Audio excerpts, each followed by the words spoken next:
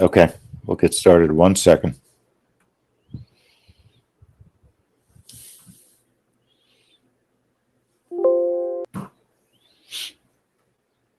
All right, so welcome to Canada Jobs Trade Room.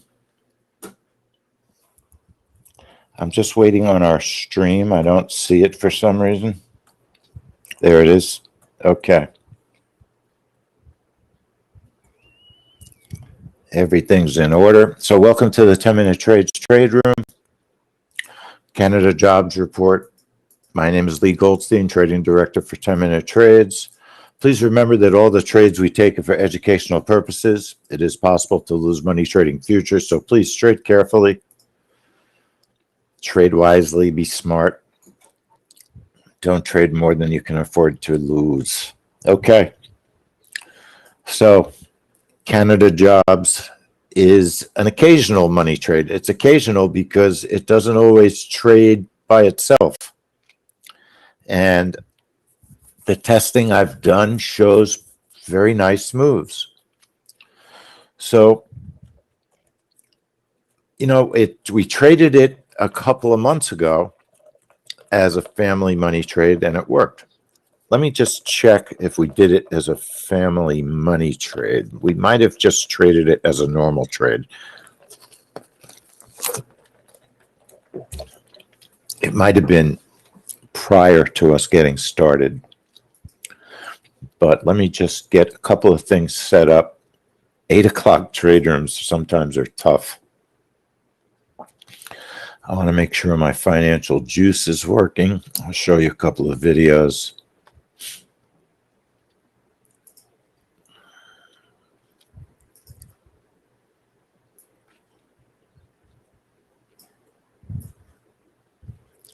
And then we'll get going.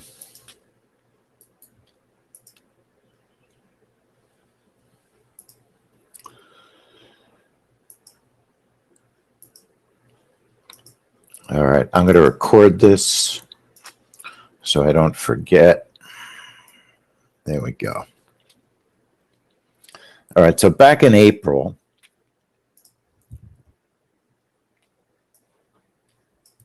Canada Jobs traded by itself.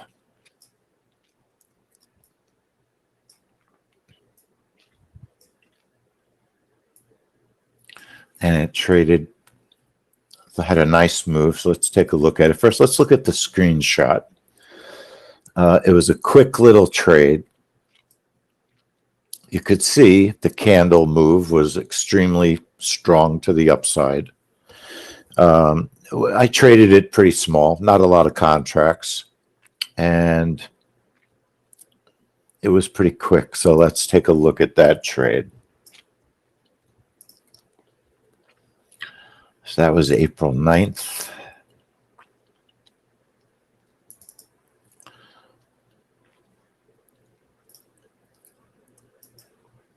Now, this is my Twitter video, so it's very quick. I also have a longer video. So the orders were placed on the chart.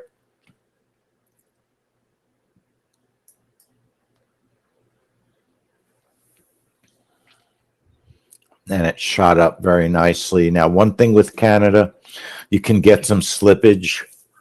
So I probably wouldn't have gigantic targets because of that. And that's what my testing has been showing me, that you're best off probably front loading the trade. In other words, you may be better off getting your first 1 and 2 target.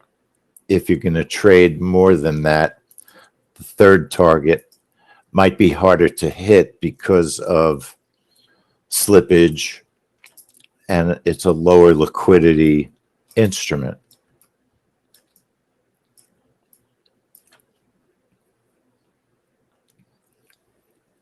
And let me show you what I mean by that. So I did a couple of tests.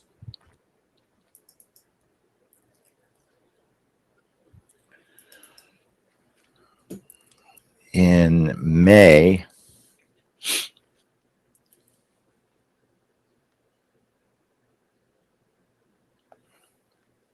I'll redo it because here's the start. Here we go.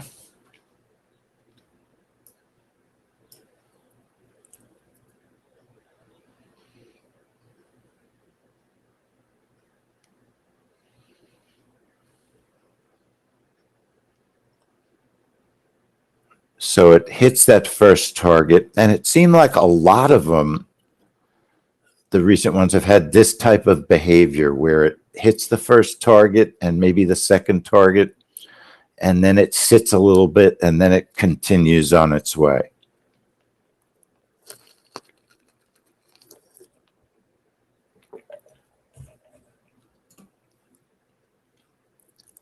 So that was May. Then I did last month, which was the 4th.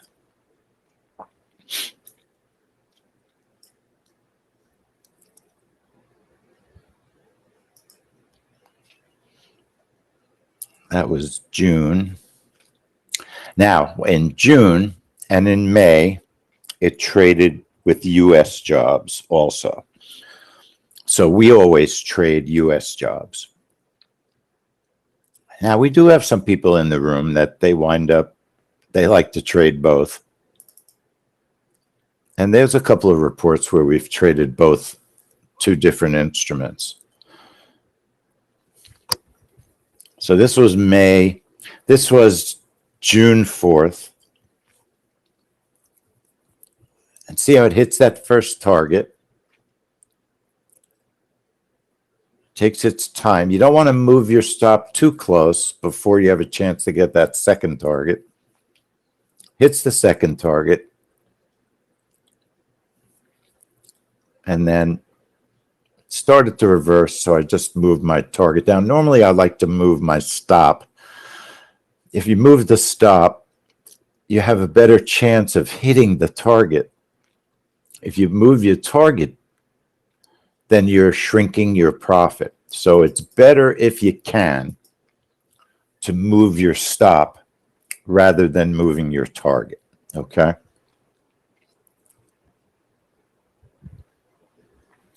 Now, I just want to remind everybody, check your email. We're having a webinar today at noon.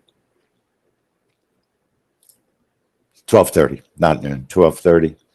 If you haven't taken advantage of our July 4th sale, this is going to be it. And we're going to go over a lot of the family trades. Next week is very busy. Total opposite of this week. So you've got June 4th, April 9th, and then I did some earlier testing also. I tested March.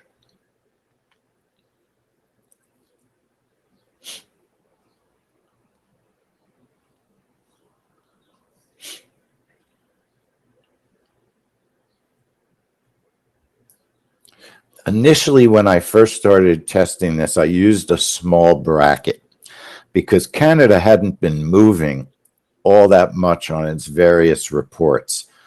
But then I realized that the small bracket would get me stopped out too often, and increasing the size of the bracket made a lot of sense, and it made the trades much more viable. And that's the importance of testing. You want to do your testing so you can figure out, obviously, what your stops should be, what your brackets should be. So this was February, and February looks like it didn't work. Let's see what happened there. But I think I then traded it again,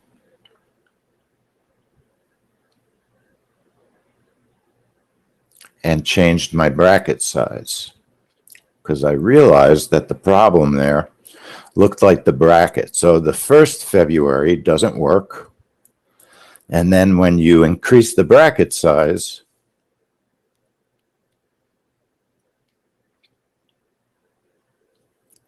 There's the time. Now I have a bigger bracket so I can survive that little jolt to the upside, and it's a very positive trade. So brackets, I don't have to tell you, brackets are important.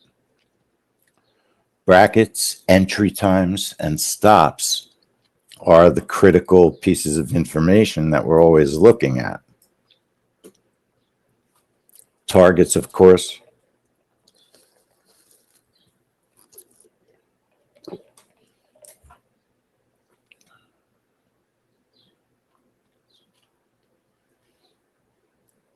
And let's see, I stopped that video a little too quick. I think we had a March in there.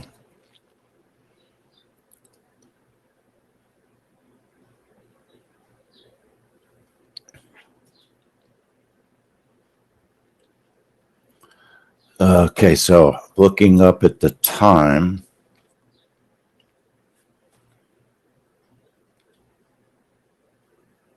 And this is going back rather far. You're in January here. The markets are not the same now as they were in January. And I think that the moves in the Canada reports were not starting to move that much either. But the one report that does seem to have been moving more than any of the Canadian reports is their jobs report. January wasn't doing much. It was a slow response. Probably would have canceled that trade. It took 40 seconds to fill, which if it's a jobs report, you should really, 20 seconds would be the most, I think, that I would wait. And January just really was not impactful at all. And there was mixed, let's see, so you had a pretty big offset. They were expecting a loss of 32,000 jobs. They had a loss of 60,000. But you had a little bit of mixed news in that the unemployment rate went down. And that can create a little bit of uncertainty in the reaction. So January, not a very impactful move. And again, going back to January is far. We're already many months past that. Okay. So I don't think that I would consider what happened in January to be all that meaningful.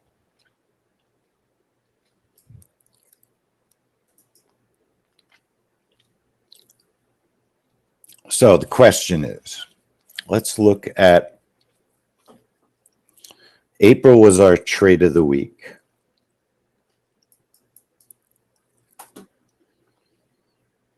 Let me put the slower video up so we can watch it.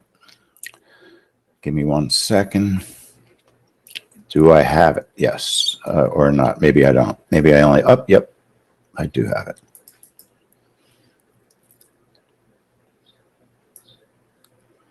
So it was April 9th. And that was pre-family money. How do I know? Because looking at the schedule, we weren't talking about family money yet. That was, you know what? That was looking at March. So I'm not going to say that definitively yet. Here's April's trade.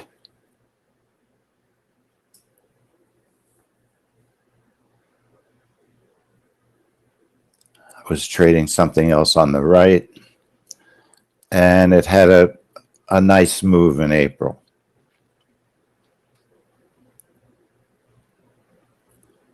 Now, Canada's $5 a tick.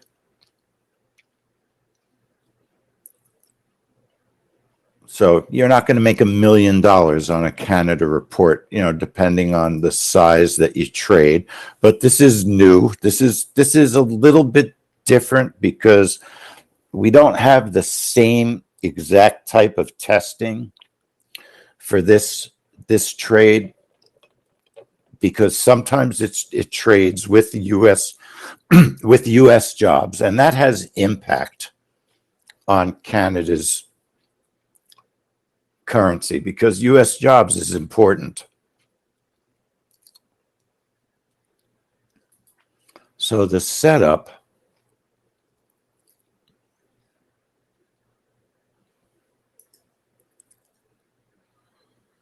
that I'd been using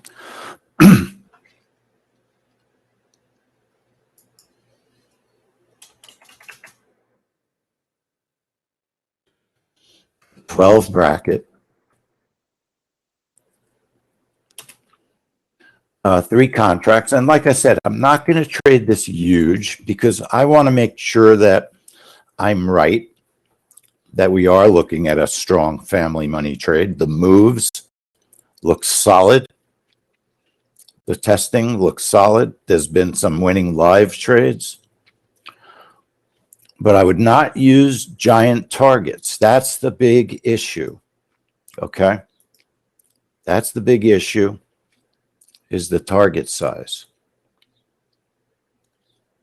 Or it's one very important factor. So 5, 10,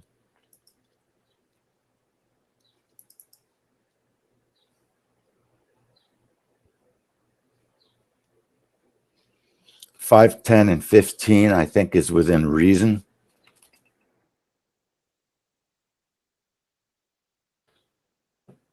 Like I said, we're just looking for some profit here. The stop is 15.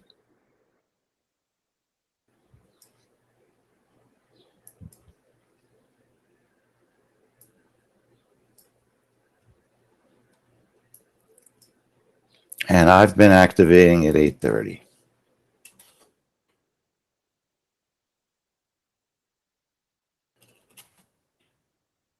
And the question is 8:30 safe? I believe it is. But the question is 59 safe? So let's look at 6-4. So I'm looking at the time here.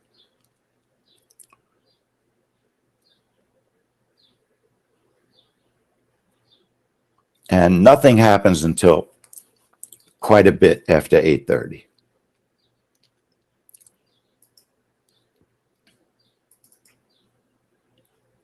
So then I'm looking at April 9th, our winning trade, where let's look at 5-7. Just looking at time here. 8:30, the brackets, nothing even happens.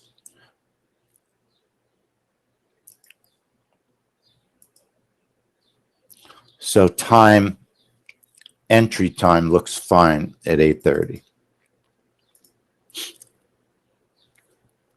So one more time, let me go over the setup. Did I see the question on YouTube?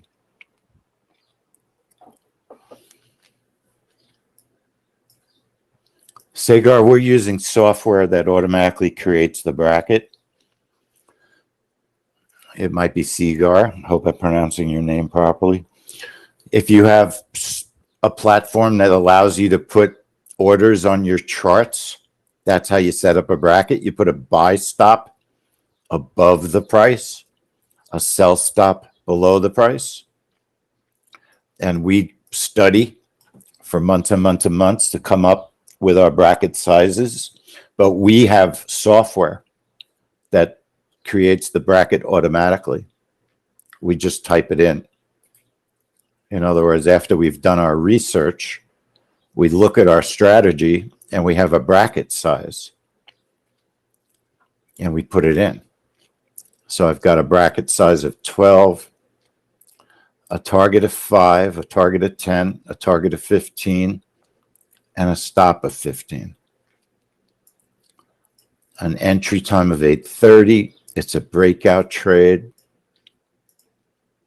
I'm trading for real. I'm going to label it 6C is what we're trading.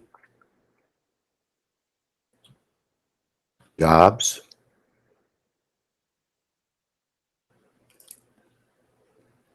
Apply it and okay it. Put your charts on real.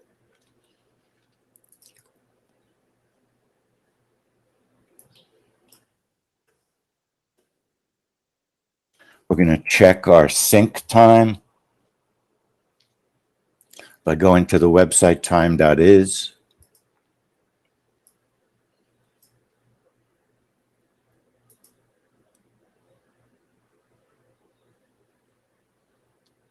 Okay. Go to the website time.is. That puts my computer in sync.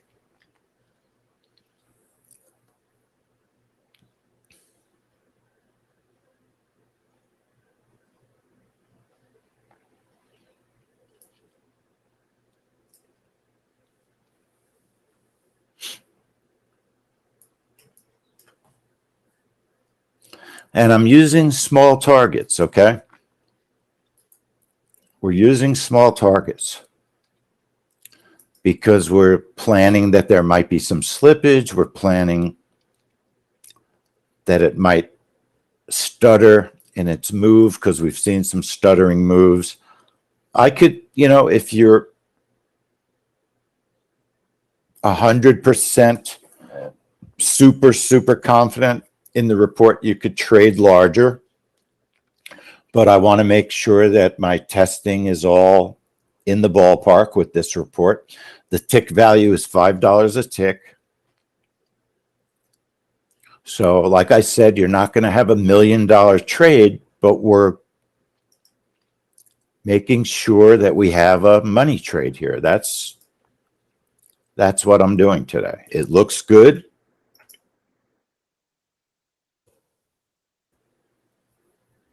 The behavior's been solid.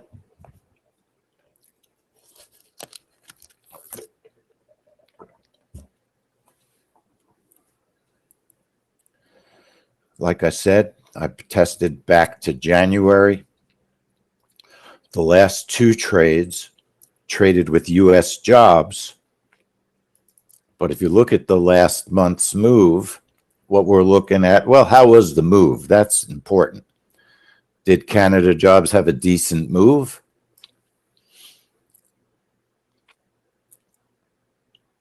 It was not incredible. It was a little bit slow last month, but pulled back and then it moved higher. So a little bit of patience might be in order. But that's also why I'm not using gigantic targets yet. It's not showing me. It's had other moves that were bigger. The move in April that we traded had a bigger move. Okay. April definitely had a bigger move.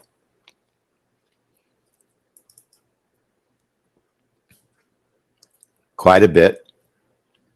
But there was also some slippage. So using the smaller targets is not out of line. It's okay. It's definitely not out of line.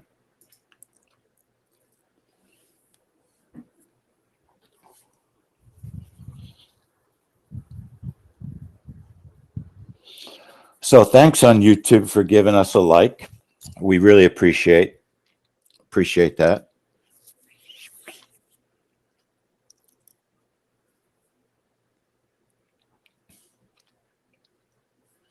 So we've got about 4 minutes to go.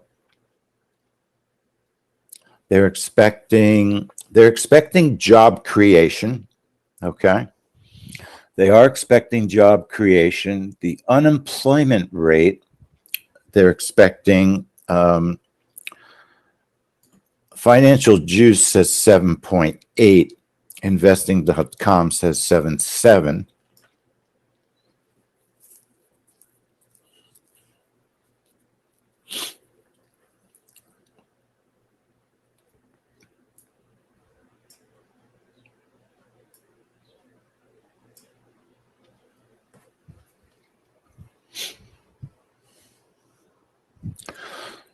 So that's, the calendars have not been in sync lately. They have not been agreeing with each other. In other words, investing.com hasn't been in agreement with Financial Juice. The numbers on many of the reports, natural gas, oil, storage, the report expectations have been different.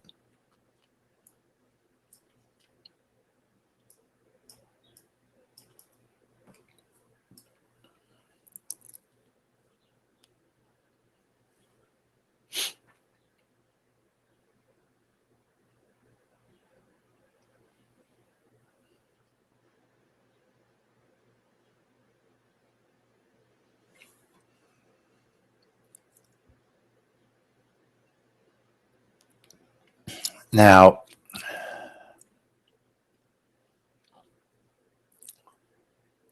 so my targets, they're pretty small.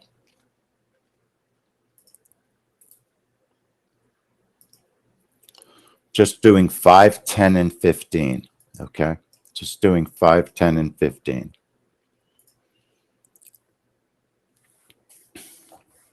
As we trade this report, if we keep trading this report and it does well, depending on the moves, we might modify the targets. We'll certainly add more contracts to the first 2 positions. That would be an approach you would take to get more profit.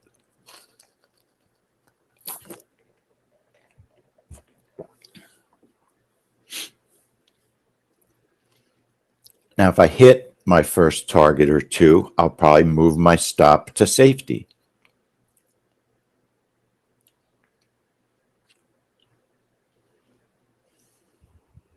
And when I say move my stop to safety, what that means is I'll move my stop to break even -1, somewhere where if it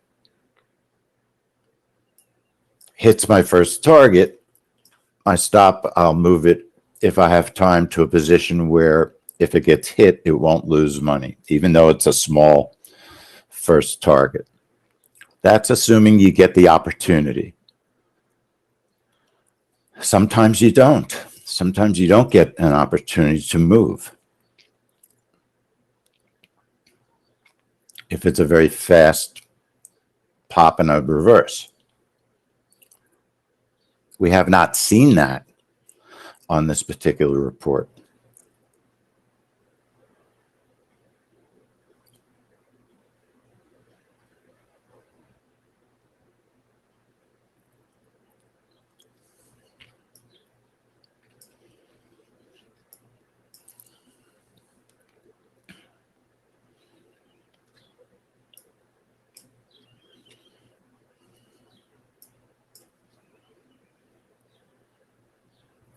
I have my finger on the cancel because I don't think the news is out.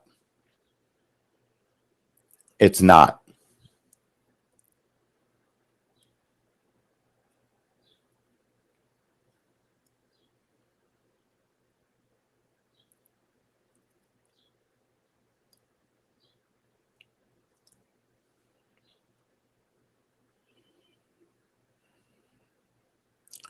The news is out. The unemployment rate is a little bit down, a little bit up, a little bit up, a little bit up.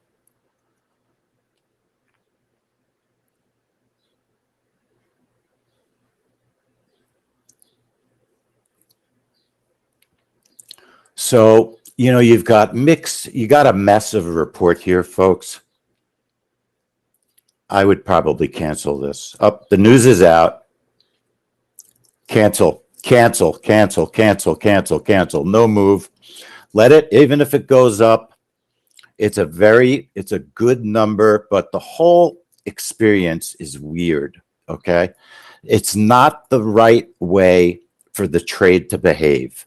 News is late. It's not working properly, okay? That's why I canceled. Not working properly. I don't really want to trade when something isn't working properly. Yes, the numbers were good. You shouldn't get stopped out. You might be able to get a small profit, but when things don't work properly, I prefer to cancel. I don't need to be in a trade that's not behaving the way I expect it. The news didn't come out together. And it sort of, in my opinion, creates a less impactful move. See, now the participation rates coming out. Something was just not right about the way this news came out today. Okay. So Dutchy got his first target because it was a small target. But my goal here, folks, is not to make $25. It's to keep you safe. I'd rather keep you safe. So, this report, now it's moving. Now it's moving. Maybe I tend to be ultra conservative. I definitely err on the side of ultra conservatism. You could have looked at the number. It was positive. It was very positive, but there was no pop at all. No pop at all. It's still not a losing trade. It would have made money, but I want to see in a jobs report, I want to see a pop. I want to see a pop. I want behavior. We're studying behavior. We're trading behavior. I want expected behavior. I don't want to have to guess about what's happening because the news doesn't come out together. And look, it's $5 a tick. You're not going to kill your account on this trade, but it didn't behave the way I want a family money trade to behave. Now, that doesn't mean I'm not going to trade it the next time it takes place by itself. I probably will trade it the next time it takes place by itself. This wasn't a loser. You could have gotten out with 5 ticks, maybe 9. Okay. Mike, take care. Calvin, you're crying in a corner. The point is, you want to do what's going to give you the best profit. It just didn't have a strong move today. And even the numbers were very good. It didn't come out together. That may affect the quality of the move. When you just get a situation that isn't acting the way you expect, there's no problem canceling. Doesn't make you a baby or a chicken. It just makes you safe, and it helps you to protect the money in your account.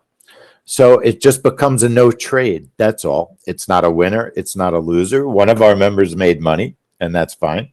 He hit his first target, broke even on the rest. And that's okay. But you could just see by the size of the move, the quality of the move, it just wasn't there today. It just wasn't there. And I think it's partly because the news was not released properly. It wasn't released the way it normally is released. So that's going to happen. Most of these trades have been powerful, quick, strong moves.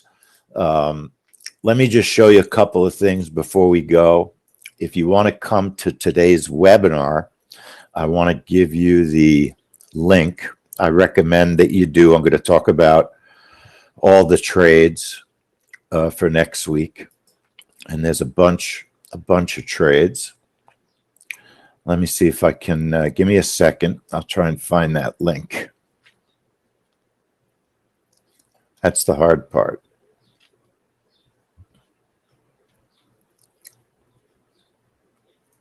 Give me 2 seconds. If I can't find the link, you're going to get a million emails. Okay, I've got the link. Here's the registration.